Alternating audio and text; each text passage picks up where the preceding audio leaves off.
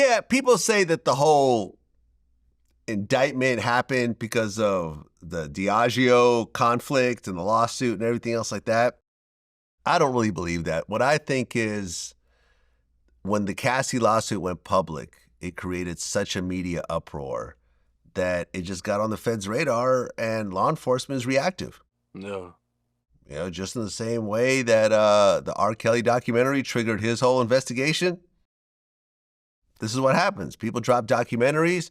You know, the Cassie lawsuit was so crazy because, like, for example, I know someone who was with Kid Cudi when his car blew up. Yeah. And that actually happened. Everyone was sitting around like, God damn, your car just blew up. Like, that actually happened. Yeah. Now, they have to prove that Diddy did it. That's a different situation, but that car actually blew up. That I know. I'm going to say that's a fact because who I talked to, and I'm not going to say who it is, told me this in confidence, and they were actually with him when it actually occurred. You know, they weren't even in his house. You know, they weren't even in the vicinity when it happened. They were in a whole different place when it happened, and he got a call saying, "Yo, your car just blew up." Yeah, because they detailed it in the indictment. They said they cut the roof to the convertible and threw a Molotov cocktail in. Oh, that's how I was trying to. See, that's the thing is in the indictment, it talks about in 2016 him beating Cassie in the hotel, seeing it. It just doesn't name her and it doesn't name Kid Cudi in the other event. But that's where the arson comes from. The bribery comes from bribing the hotel. So it just didn't actually name what the situation was, but those situations are within the racketeering indictment. So, okay, ultimately, when you look at these charges and you look at the situation, what do you predict? Prison. I don't know how long. I have no idea how long, but I don't see him just getting out of this situation. It's the feds. They decided to take on a very big person that has a lot of power. And with that, I feel like they know what they're doing and they're going to try to do what they want to do with him. Well, the reason why the feds have a 98% conviction rate is that 95% of the people plead out, right? Yeah, plea deals. So if you could actually go to court, you have a chance of beating the feds. This does happen. You know, they don't win in court 98% of the time. They win in court, let's say, what, maybe 60, 70% of the time? We'll take this into consideration, too, because I think what they said was he's facing 15 mandatory to life if he blows trial. He technically has a sex case. He can't walk in a federal prison. They're not going to go for that. You know what I mean? So it's like you blow trial and you get hit with a life sentence of 30 years or whatever. Where is he going to go that he's actually safe in a federal prison? Because if he hits a USP with sex charges, it's over with. Yeah, but it's Diddy. Come on. Diddy walks into a prison. Half the prisoners have a son or a nephew who's a rapper.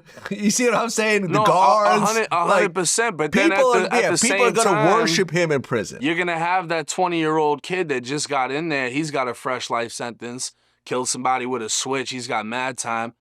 He knows if he goes and stabs Diddy, his name just went up in the ranks. You got dudes that have been in there for mad long that would love to have that reputation. The Whitey Bulger case. They didn't have shit to do with each other, and they still killed him.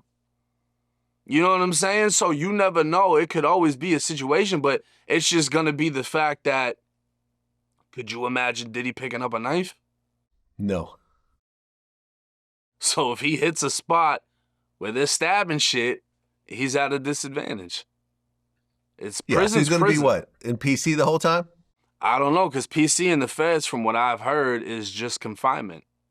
It's not a separate dorm. It's not a, you're literally just in confinement. You're stuck in confinement. You're in the cell the whole time. So 23 hours, 1 hour outside. I think that's a facade too, because the prison I was in, we never had 23-1. You in that bitch until they want to let you out. They might let you out one hour on a weekend, like on a Saturday, but it's 24-hour lockdown. So I don't know how it is in the feds. I just know with a case like him, if he got a sex case, if they send him somewhere like a lower level, he's going to be around all the Epstein type of dudes. They're going to put him in a spot like that because that's, you know what I mean? That's the only place they can house him. So. Or he could be in Moscow right now, hanging out with Putin, eating borscht. You know, Yeah. like it could have really been a very different life for him right now. Maybe he feels confident. You could feel confident, but this is going to be a multi-year process. Right. So would you rather wait 3 years, spend $100 million to be found not guilty, or get some slap on the wrist, plea deal, or would you rather just go to another country and live like a millionaire somewhere else outside the U.S.? That's all I'm saying. No. That's all I'm saying. I know my choice. If I caught something like that, I'll just be out. Like, all right, cool. I'm in Russia now.